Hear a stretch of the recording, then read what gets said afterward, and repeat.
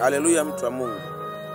Leo nataka niulize swali kwamba hivi kwenye usingomaza kumejificha nini? Kwenye kinachoitwa masingomaza kumejificha nini?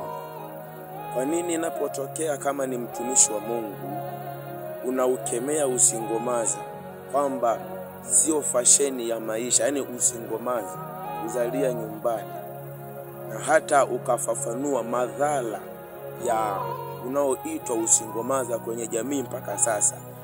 Kwa nini comment ambazo wana comment watu wengi, wanawake wengi ambao ndio masingomaza za kutukana matusi kama haya?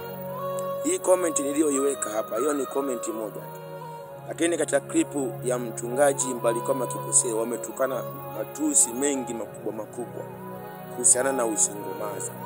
Sasa mimi ninachokiona kwamba kwenye usingomaza ndipo makao ya shetani. Kwenye usingomaza ndipo kiti cha enzi cha shetani cha kuzimu na mamlaka ya giza kimejificha huko. Na ndio maana kwa sasa usingomaza umekuwa ni kama mtandao mkubwa wa mashoga, kiasi kwamba leo kiugusia usingomaza kwamba ni laana.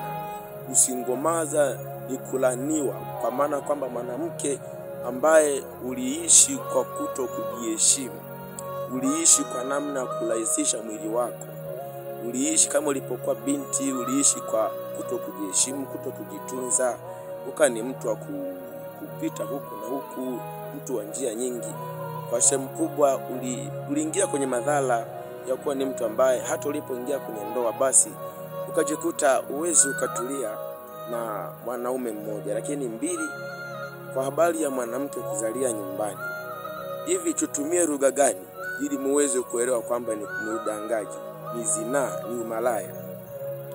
Na tunaita jina hilo kutegemea na ukubwa wa dhambi yenyewe au madhara, sababu watu umeichukulia kama fasheni. Yani dhambi leo inapewa majina mazuri kama haya singomaza, si mshangazi.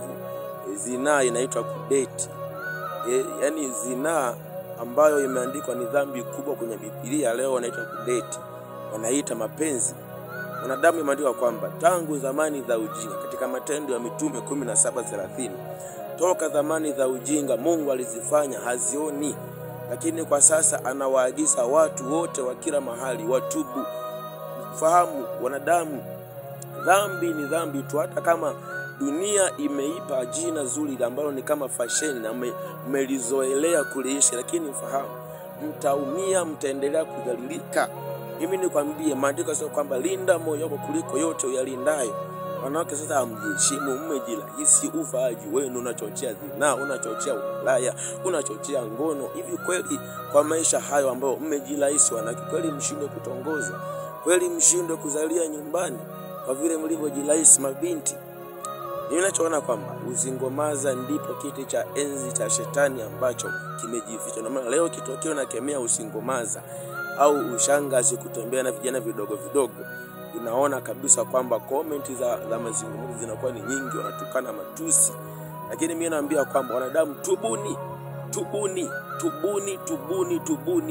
Dhambi ni dhambi tu, na kwa sehemu kubwa mfahamu ulimwengu na dunia imelaniwa, italaniwa kwa sababu ya dhambi kuipa majina mazuri kama hayo.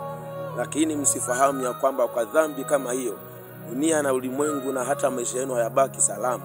Mimi nawakumbusha kama mtu wa Mungu kwamba tengenezeni njia zenu, itengenezeni njia ya Bwana, nyosheni mapito yake. Mungu mhukumu wa haki yuaja, naye atamlipa mtu sawasawa na matendo yake. Hii ndio maana ya neno Maranatha. Amen.